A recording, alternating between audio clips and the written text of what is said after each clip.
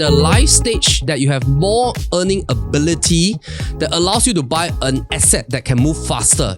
What is pairing strategy? So basically in every season, there are different pairings. How do you compare between two mortgage packages? Firstly, look at whether is it fixed or floating. So I think comparing mortgage packages have to be dependent on season.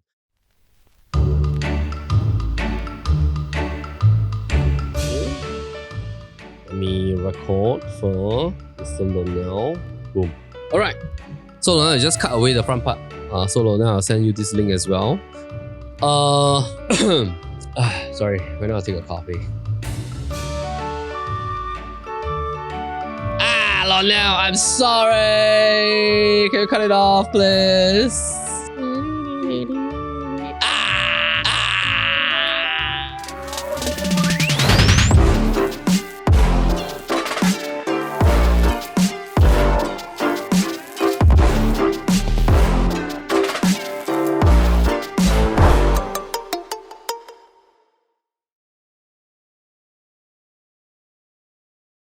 What is the future rental yields? Consider that JB is much cheaper and people are renting there instead of in Singapore. If the train from Singapore reached KL, would Singapore rental be low in demand? I still remember probably about 10 years back, there was like a super hype for Iskandar properties. Okay, so I also own Malaysia properties. Recently, I just bought one. But it's really for like a holiday home. I bought like a brand new landed. It's a holiday home. It's really for that mindset. So I have no hope and dream to see the property appreciate. I have no hope and dream to rent out the property. I don't intend to rent it out.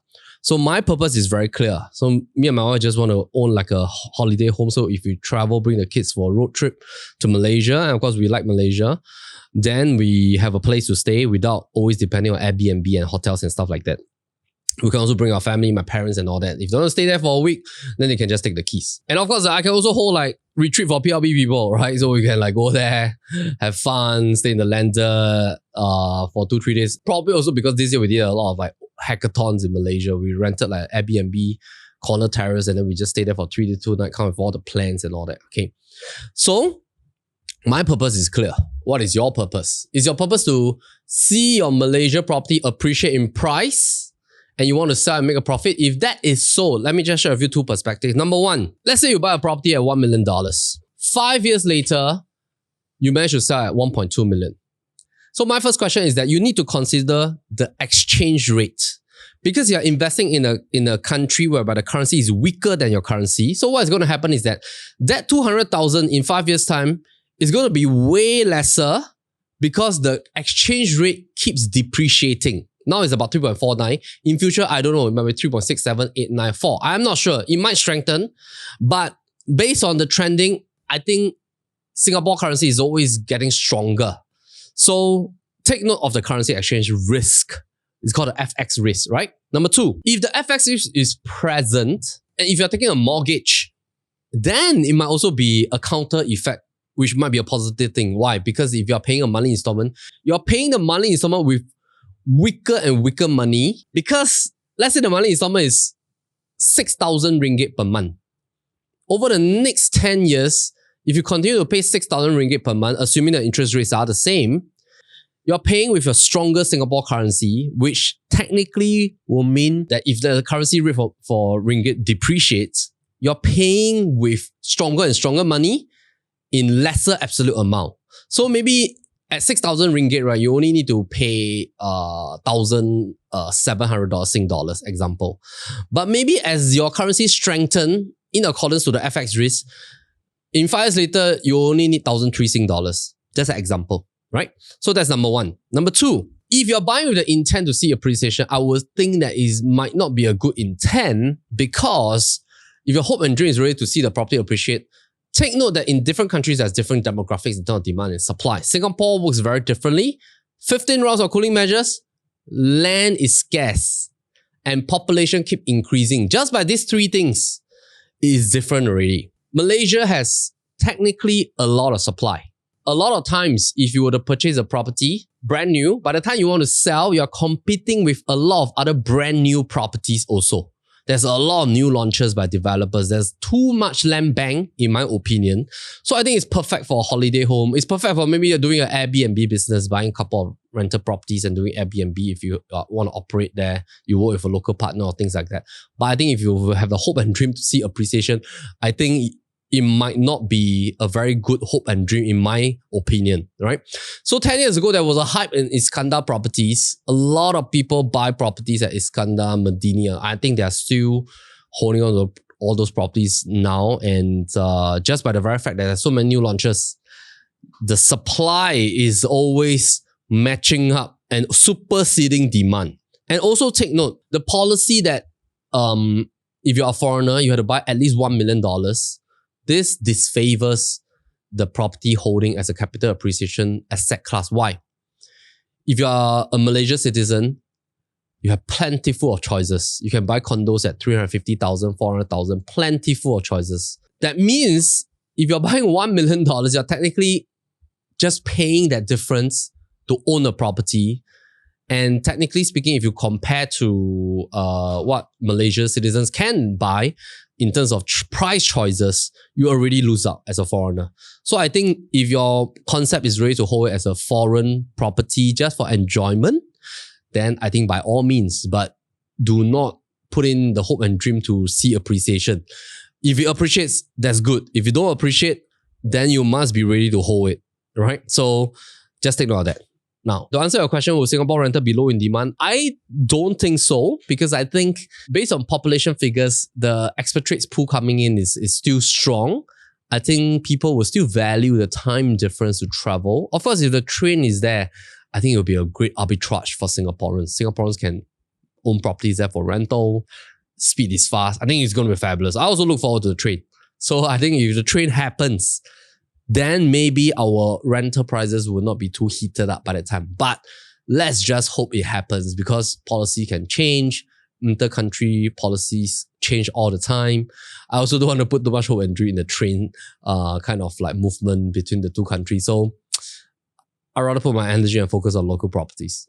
All right, next. Would you advise to buy a new launch condo or a resale condo? So watch that 2 episode, because the fundamental is that it's not about new launch or resale. It's about the project type. Some new launches see profit, some new launches stagnates.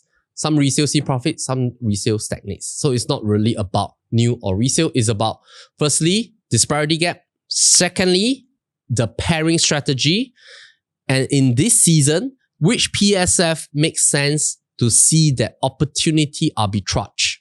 So my opinion is that if you're talking about now towards 2024, resale might be something that you can look at seriously.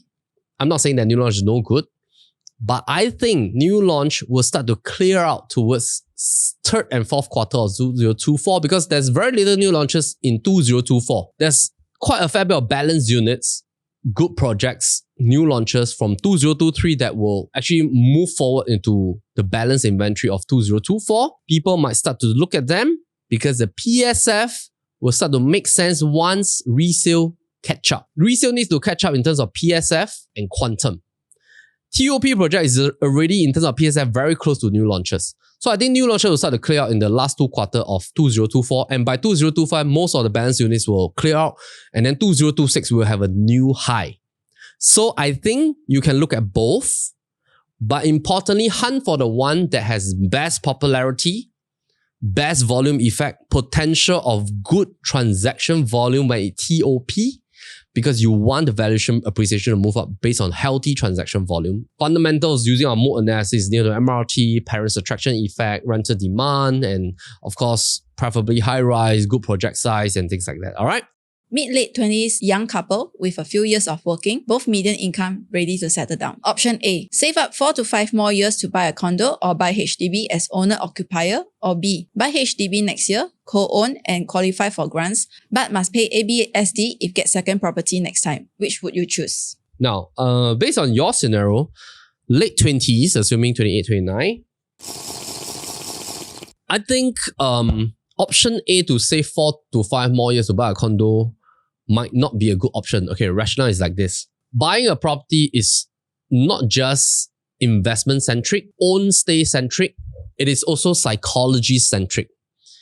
When you own an asset, it trains you to save because now you have a responsibility. Similarly, example, I always tell my salespeople, the criteria is that within the first year, once you start to close some deals, you need to get a second-hand car. Any car, Japanese car, why? You need to own a responsibility for your clients to fetch them for viewings and to reach different listings to open the properties to show buyers for your sellers. Because if you take Grab, take bus, take public transport all the time, you are not responsible as a salesperson, right?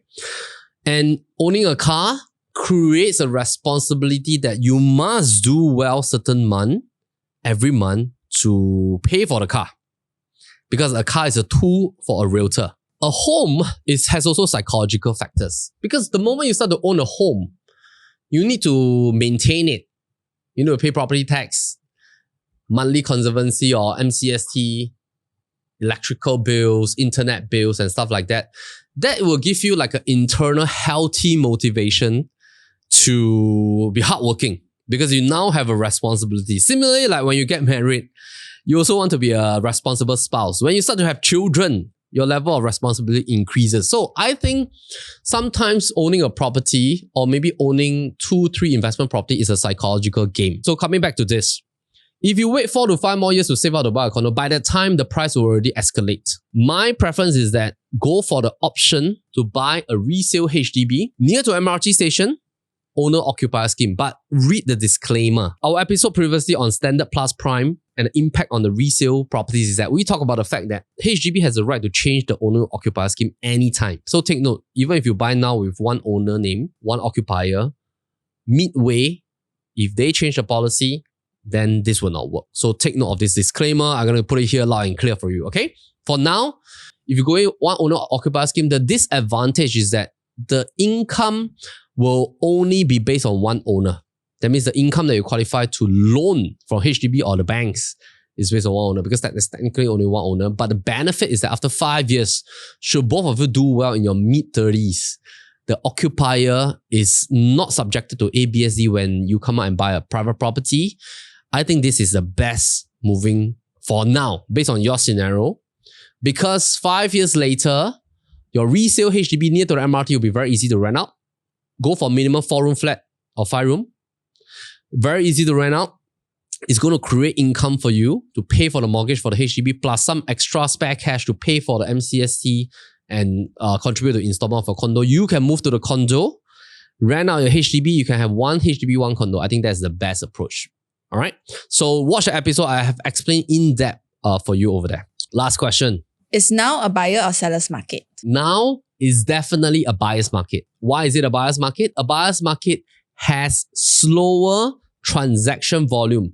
Transaction volume for the entire 2023 is the same as 2019. This is a buyer's market because there's more listings, lesser buyers taking immediate action. I'm not saying there's no buyers. I'm saying that buyers are taking time to take action. However, a seller's market will happen when you start to see headlines every launches.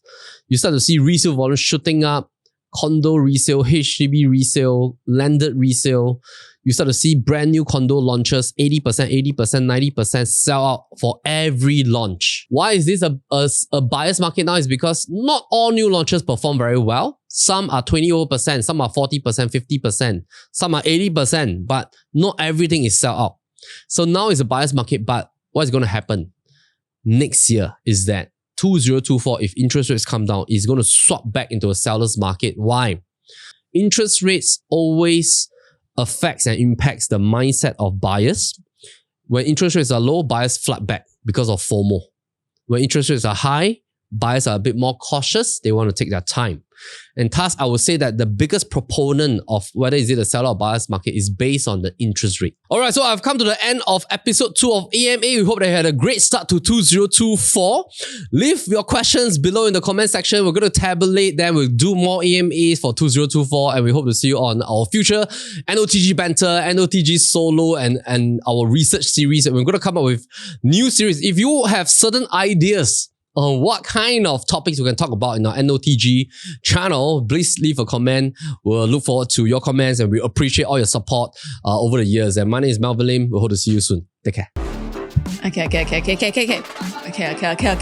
Allow me to go to square foot, but unfortunately it's stuck today. I don't know why. I didn't sign up for this, you know. Okay, I'm done.